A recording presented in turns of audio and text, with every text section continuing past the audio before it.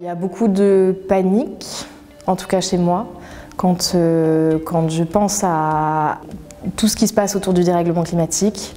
C'est tout le temps là en fait, c'est bien la base de l'éco-anxiété. On va être sensible à tout. Je pense que c'est malheureusement une nouvelle maladie, une maladie des temps modernes.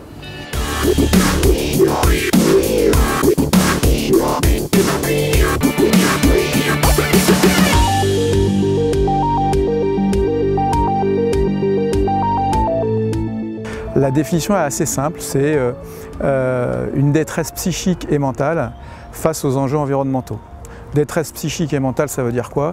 Dans le jargon des psychologues, c'est un mal-être qui, si on le laisse perdurer ou s'intensifier, peut devenir une psychopathologie, c'est-à-dire ça peut tourner vers des maladies psychiatriques, vers ce qu'on appelle une dépression réactionnelle ou un trouble anxieux généralisé. Le nouveau mal du XXIe siècle, l'éco-anxiété.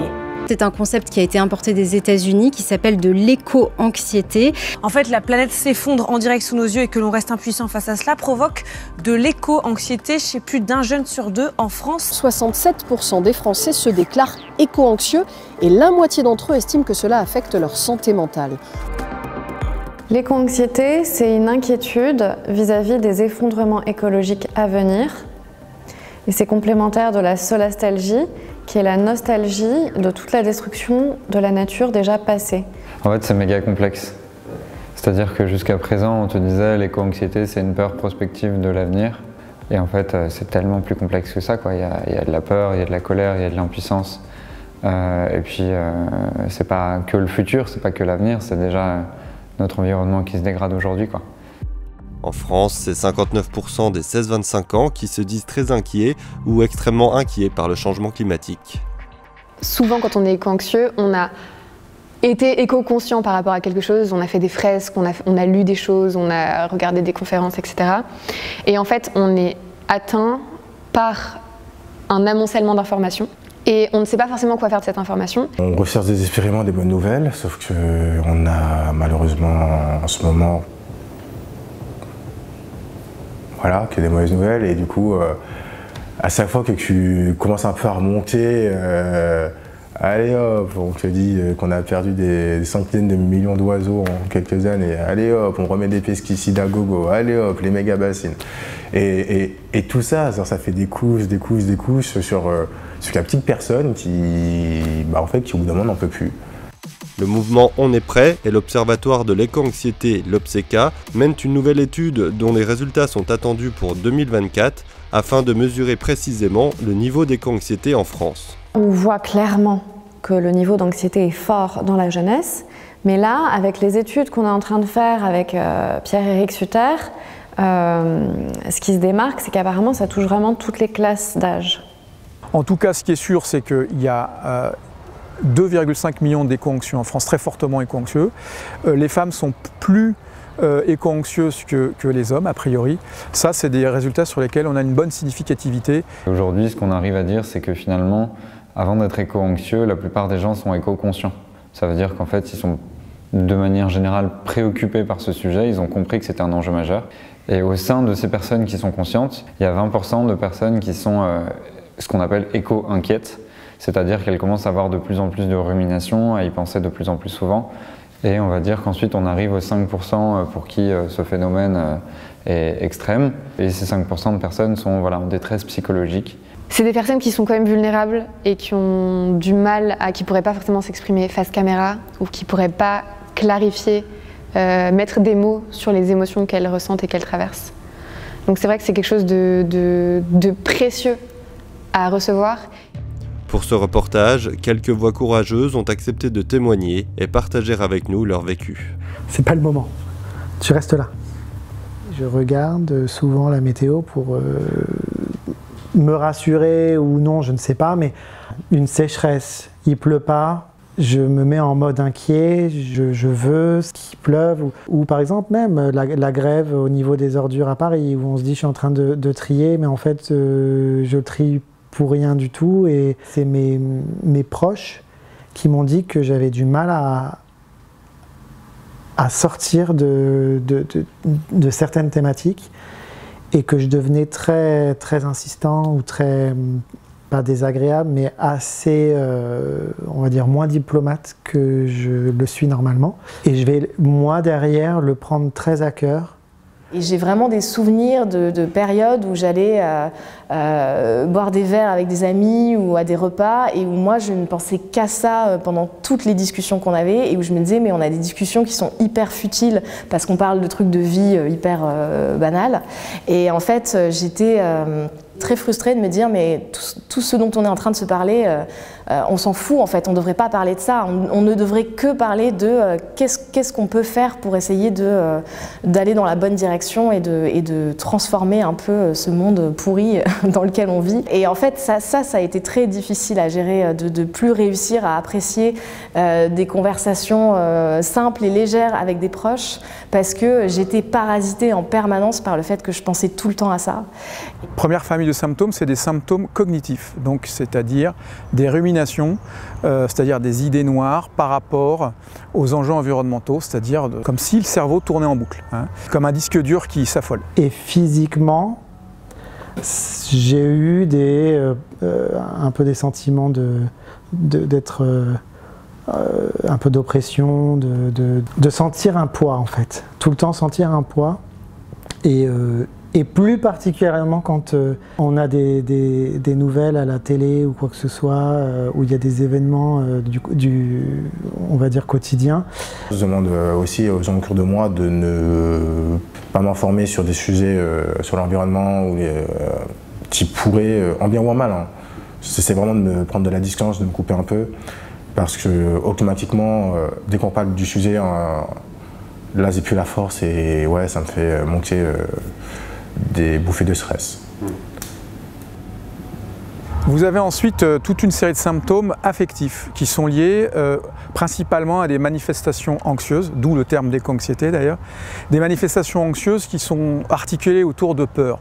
On parle souvent des éco-émotions et c'est l'éco-émotion de la peur, c'est-à-dire la peur d'un avenir qui se trouble. Voilà, un certain nombre de peurs et notamment même des angoisses qui sont relatives à l'angoisse de finitude, c'est-à-dire la peur de la mort. Et pendant 2-3 jours, qui est comme ça, genre tu manges plus, j'ai perdu 5 ou 6 kilos en quelques semaines, qui a même plus l'envie de manger, qui a plus l'envie de sortir, qui a juste l'envie de larver et de te couper du monde. J'ai beaucoup eu de nuits où je pensais énormément à ça et puis voilà, la nuit quand on dort pas, c'est terrible, tout est amplifié et donc ça prenait beaucoup de proportions.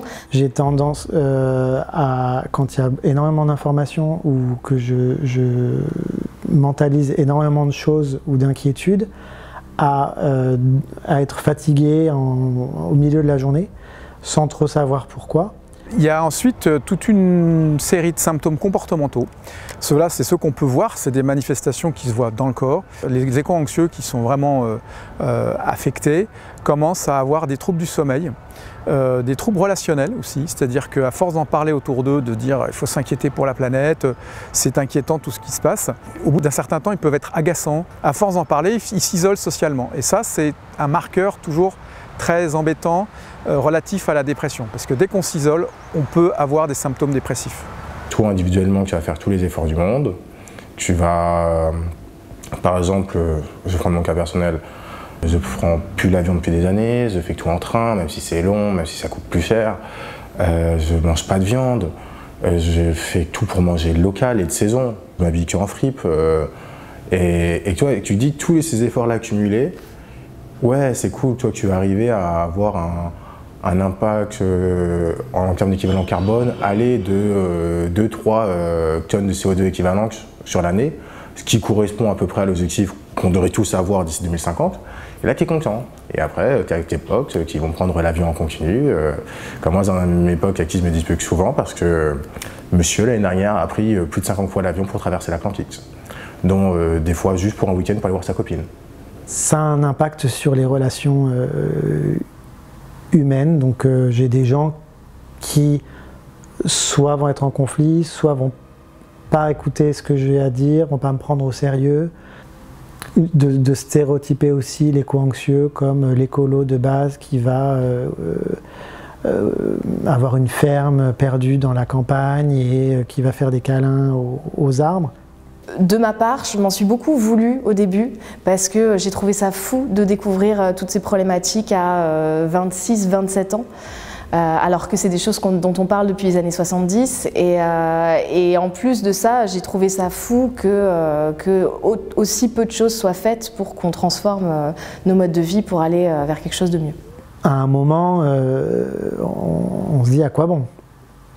Donc quel est l'intérêt de se développer en tant que personne, au niveau personnel ou professionnel, si derrière on a cette épée de Damoclès et on se dit qu'est-ce qu'on fait pas, est-ce que je veux des enfants, est-ce que je veux pas des enfants, quel est le sens de ma vie?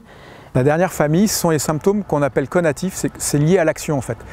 Les éco-anxieux ont toujours l'impression de jamais en faire assez pour la planète. Moi je me souviens par exemple très bien de l'année où l'Amazonie a brûlé et où c'est devenu quelque chose sur internet, la seule année où tout le monde repartageait l'Amazonie brûle, etc.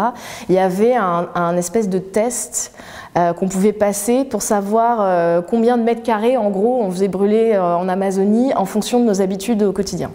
Et moi à ce moment-là j'étais devenue végane, je prenais plus l'avion, j'avais pas de voiture, donc du coup mon test de brûlage d'Amazonie il était extrêmement bas et en fait j'ai ressenti aucune satisfaction à la fin de ce test de me dire ok super, en fait moi je fais brûler juste 2 mètres carrés d'Amazonie.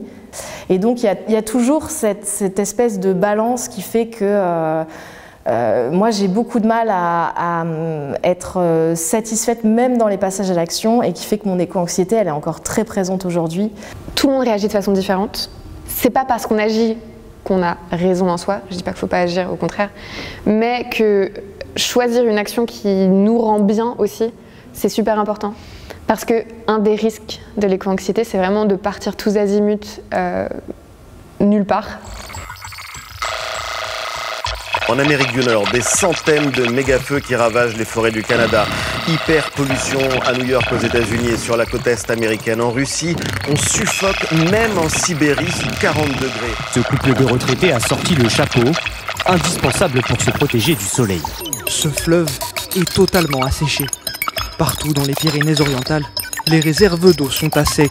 Que diriez-vous de passer vos vacances dans un parc d'attractions flottant? C'est la promesse des nouveaux paquebots de croisière XXL, grand 8 toboggans en chute libre, piscine à vagues et même piste de karting.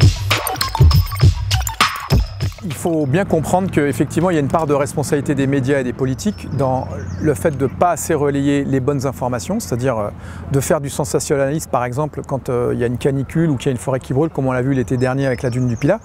Ça fait les choux gras des médias, ils adorent ça, parce que, évidemment, ça fait vendre, entre guillemets. Hein. Et donc moi, j'ai pris la décision pour un peu soigner ça, de changer complètement l'environnement et aussi de me couper en grande partie des réseaux sociaux, pour éviter et filtrer un maximum le nombre d'informations que j'ai par jour et plutôt essayer d'être un peu dans le déni pour ne pas souffrir.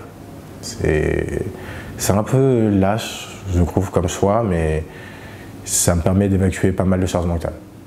Comme on essaie de donner un sens à son existence par rapport à tout ce qui nous entoure, on se dit, mais mon existence, est-ce que je peux la contrôler moi à 100% ou en fait, est-ce qu'elle n'est pas contrôlée par les autres? En fait, ce qui est horrible aussi, c'est que dans la crise climatique, il y a le rapport à la mort qui est quand même assez dramatique. Quand on voit les rapports du GIEC, ça fait super peur. C'est comment on va vivre, est-ce que je vais vivre? J'ai eu un patient qui a fait une tentative de suicide et donc il était dans une dépression réactionnelle tellement forte qu'il a dû être enfermé en hôpital psychiatrique pendant 15 jours. Donc il a été hospitalisé, après ça allait mieux, mais voilà, ça peut quand même aller loin. Hein. Son éco-anxiété a été très violente, c'est-à-dire qu'elle est arrivée très vite et très intensément. Le message principal qu'on a envie de porter avec On est prêt, c'est de dire que c'est normal en fait de flipper face à la situation et qu'en réalité c'est quelque chose de très sain, puisque ça montre à la fois qu'on est lucide, qu'on a compris les enjeux du problème et qu'on a le courage de les regarder en face. Mais il faut rééquilibrer la peur au niveau de ce qu'on peut faire et de ce qu'on ne peut pas faire. Il y a des choses qu'on pourra faire, il y a des choses qu'on ne pourra pas faire. Donc ça ne sert à rien de se lancer bille en tête baissée vers des choses sur lesquelles il n'y a absolument, malheureusement, plus rien à faire. Et donc ce qu'on encourage à faire avec ces émotions, c'est vraiment de les écouter, d'écouter ce qu'elles ont à nous dire, parce que la peur, si elle existe, c'est bien qu'elle a une utilité. Et dans le cas présent, la menace est bien réelle et elle est de plus en plus grande. Et réagir face à la menace, c'est aussi ce qui peut nous permettre de reconnecter à l'espoir et au sens. Quand j'ai fait l'accompagnement psychologique au niveau de l'éco-anxiété, les premières sessions ont servi à me dire « mais en fait c'est très bien d'être éco-anxieux, c'est presque une chance ». C'est une chance parce qu'on voit des choses. On a vu quelque chose. C'est pour ça qu'on parle aussi de clairvoyance à un moment, mais il faut avancer et c'est très positif d'être éco-anxieux. Les éco-anxieux ont la possibilité, avec leurs appétences et leurs compétences, de trouver un éco-projet. Et donc c'est ce vers quoi je les emmène, vers un éco-projet. Une fois qu'on a déblayé les mauvaises nouvelles, qu'on a travaillé sur le cognitif, puis qu'on a travaillé sur l'affectif, qu'on a redimensionné les éco-stresseurs, on va pouvoir aller vers un éco-projet et aller vers l'action. Passer à l'action, c'est clairement un moyen d'aller mieux. Et là, on distingue l'action juste et l'action obsessive. À savoir que l'action juste et harmonieuse, c'est celle justement qui nous correspond et qui ne nous entraîne pas dans une obsession qui là peut conduire jusqu'au burn-out militant ou à la maladie. C'est un peu ça la contradiction en fait entre l'action, l'inaction et le fait de, même si on est dans l'inaction et qu'on est dans l'inquiétude, on est épuisé. Donc le travail qu'on a à faire au niveau de l'éco-anxiété, c'est de ne pas faire en sorte qu'elle vienne puiser dans l'énergie, cette même énergie qu'on pourrait utiliser pour faire changer les choses. C'est super fréquent d'être éco-anxieux et d'être seul dans sa famille, dans ses amis, dans sa sphère professionnelle, d'être seul à avoir conscience de ces problématiques. Donc le fait de se rassembler en cercle avec des personnes qui ne se connaissent pas forcément, ça aide à faire des ponts pour pouvoir choisir quelle est l'action la meilleure pour nous, pour passer de cette frustration à quelque chose de constructif. Aujourd'hui, oui, ça va mieux parce que j'ai réussi à trouver un équilibre par rapport à ce que je faisais dans ma vie quotidienne.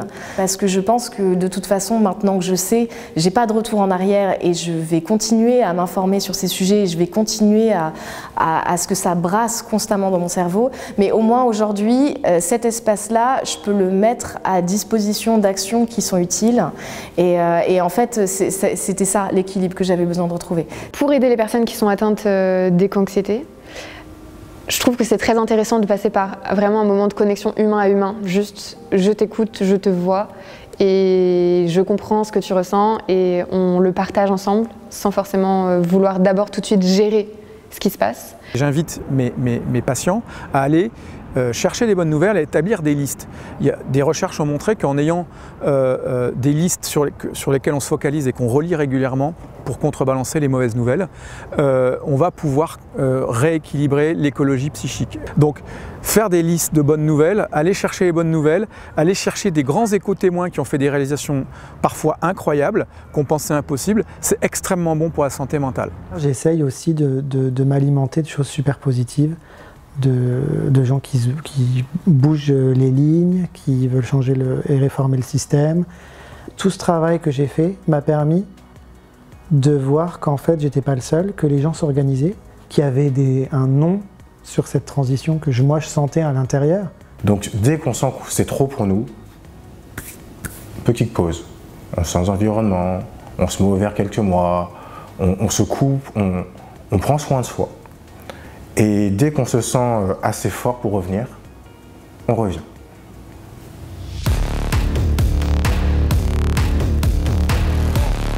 J'avoue qu'à un moment où ça me revient parfois, j'ai un peu de colère vis-à-vis on va dire, des générations précédentes ou des gens qui ont inventé des choses à un moment en pensant que ça allait être un miracle et en fait c'est pas un miracle.